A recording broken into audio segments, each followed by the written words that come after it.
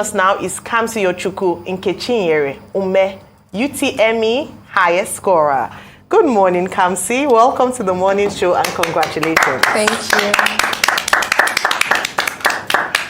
Well, congratulations. Thank you, sir. So how did you check your result? And when you saw that result, how did you feel? Because there's been so much talk about how people check their results, whether the result will have a photograph embossed or not.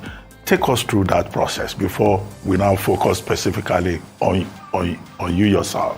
Okay, when the results came out, I was in school and they announced that the results were out like 7 days after I wrote the JAMB. It was a Tuesday when they told us that the results were out. So that Tuesday, I went to my guidance counselor and I asked her to call my mom for me and tell her that the results were out and that she should check it.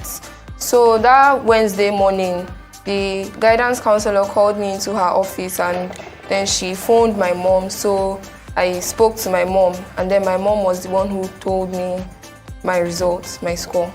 So I was not the one that checked it personally, it was my mom. But the results slip, your results slip, what does it look like? Because JAMB, put out a statement, they are saying that the results slip must have the photograph of the candidate. I haven't seen my results slip personally, the JAMB printout, I haven't seen it. But I've seen the slips of my other classmates who have printed out their own results. So yes, there's like a photograph of them, I think about 2. One from the N9 and then one from the JAMB registration photo, yeah. So Kamsi, we're so proud of you. And Thank you. You say this is your first attempt at writing the UTME. Some people have written this, more than 5 times and not gotten anywhere to. Why did I look at you? But let me just, we're so proud of you. So tell us, you shared the preparation stage. It's so great to see a young girl like you at only 16 years old, having achieved such a feat. You've talked about how elated you were when you heard that you scored that result, but tell us the process, because greatness has a process. What was the process of you arriving as the best performing student in UTME 2023? Is it my process of preparation? Your studying, your preparation, what did you do? Was there anything special that you did towards preparing, just for other people to learn as well? Okay, I think the most special thing I did during my preparation was praying. I prayed a lot. Then I started early. I started preparation for the JAMB exam immediately I entered SS3. Okay. I started reviewing past questions, just reading my books, and then in school, my school, Deeper Life High School, Mowe, we had like lots of classes, tests and retests, just trying to get us prepared. We had mock examinations of the JAMB. They tried to get us to use our time well, to know how to time ourselves. And then me personally, I read my books. I solved a lot of past questions, just trying to familiarize myself with the kind of question that they can bring out. And then, as I said before, I prayed. So, well done. Yeah. So, one thing I know about academic success is that it doesn't come by reading. It comes by a reading habit. Okay. For the sake of Nigerians watching out there, can you tell us about your reading habit daily and your reading rigor? Okay, my reading habits. In school, we have these like set times in the morning, in the afternoon, and in the night. They call them preps. So there's morning, afternoon, and night preps. So that's where I do majority of my reading. And then after the night prep, when we retire back to the hostel, I do a little reading in the night from 30 minutes to 1 hour. Yeah. Okay, so cumulatively in a day you get to like 3, 4, 5 hours of reading or 6 hours of studying? Yeah. So you study like 6 hours every day?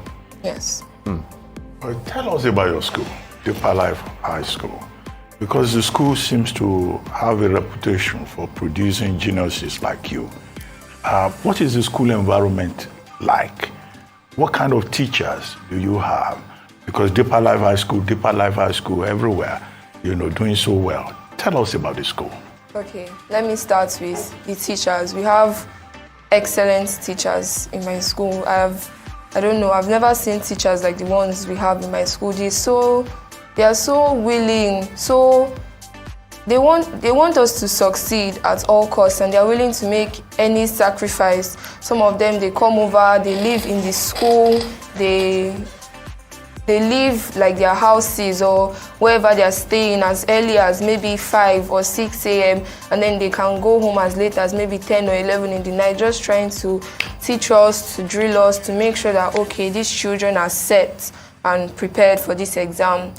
This school environment we are very involved in spiritual activities. I don't know, we pray, we have services. The environment is conducive, is good for us as learners. Yeah, the school is always trying to provide for us to make sure that we are okay in all senses, morally, spiritually, physically, health-wise, emotionally, in all those areas. So the school is a very good one. Fantastic. All right, so in terms of the next steps for you, your mom said that you love reading. In fact, you're going to pursue the arts, that you love literature. And I say that because Dr. Bati is, when you're an expert and someone to look up to and a mentor in that regard, definitely he has that. But you decided to go with the sciences, chemical engineering. In fact, in your results, you got 99 out of 100 in chemistry, 98 out of 100 in maths, 97 out of 100 in physics, and then 66 in English language. That's impressive. Would you at any point consider, so are you still going for chemical engineering? Yes. You chose UNILAG, University of Lagos, as your university of choice. Is that still your choice? Because I hear some other universities are trying to woo you through scholarships and the likes. And then you also say you want to go forward to your master's, PhD. What are your plans? What do you want to do? Well, I think you said it all. Yes, I'm going to UNILAG, but I'm actually considering other options apart from UNILAG, but like UNILAG is my first choice of university, and then I'm going to study chemical engineering, and then after that I'm looking forward to a master's outside the country, and then my PhD as well outside the country. So those are like my plans. And then for me, reading is not something that I may want to pursue like academically. It's more of a hobby for me. It's like my greatest hobby.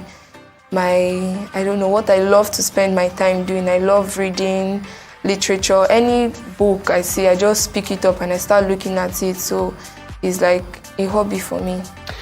So environment matters in the greatness of somebody. You couldn't have done all of this without the input of your parents. Yes. What role did they play in building this reading culture in you as we speak today? And how can we build that reading culture in our Nigerian society? Because our problem is we don't read. We are not the society that reads any longer. How can we help build that reading culture in society? The role of your parents first, then how can we generally improve reading culture and education in Nigeria? My parents, they were my encouragers, as well as my school. But my parents, they were always encouraging me, always supporting me. I'm a boarder, so they allow our parents to call us during the weekend, and then my parents, they never missed a weekend, always calling, always trying to find out how I am, encouraging me, supporting me. And then during my SS3, I actually did not really have any holidays, but the few that the school gave us, anytime I go home, my mom is like, my parents, my mom and my dad, they are always on my neck. They don't want to allow me to rest. They're like, Kamsi, go and pick up your books. You can also tell them how much you love them and what they mean to you on live TV. It will be good, and speak to them. I love my parents. Everybody loves their parents. You can tell them how much it's on live TV. I love my parents a lot, actually. My mom, my dad, I love them, and they mean the world to me, actually. So, yeah, I love them. Okay, so how do we improve on the reading culture nationally now and education in general? What are those things you feel that students that have not the opportunity you have, how can they be better? How can we improve them and improve the reading culture?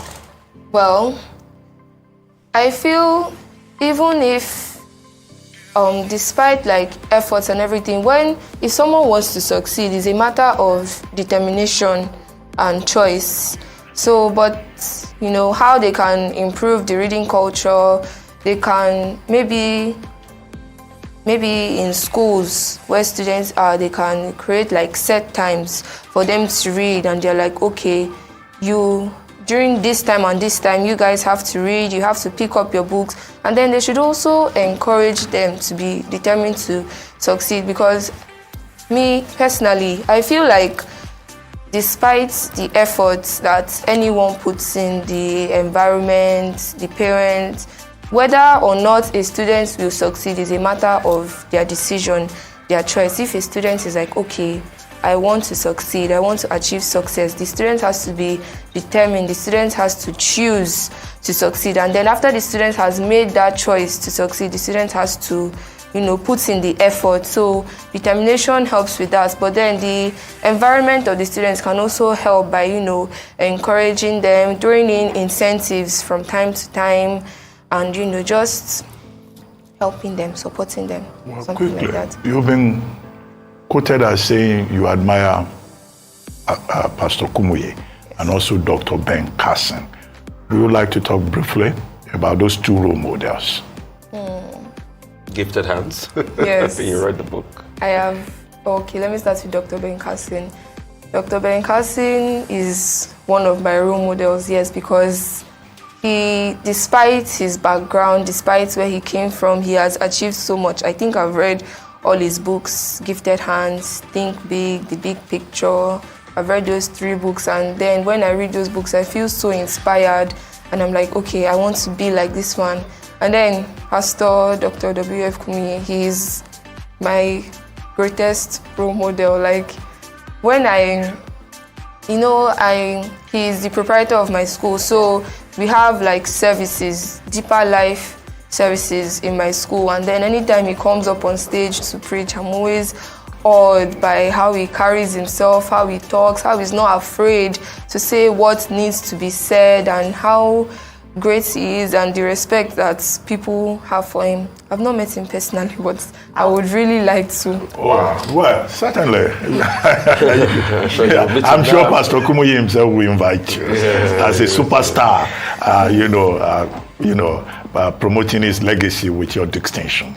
Absolutely. Well, thank you so much, Kamsiyochukwu Nkechinyere, for your time with us this morning. It's been such a pleasure speaking with you on the morning.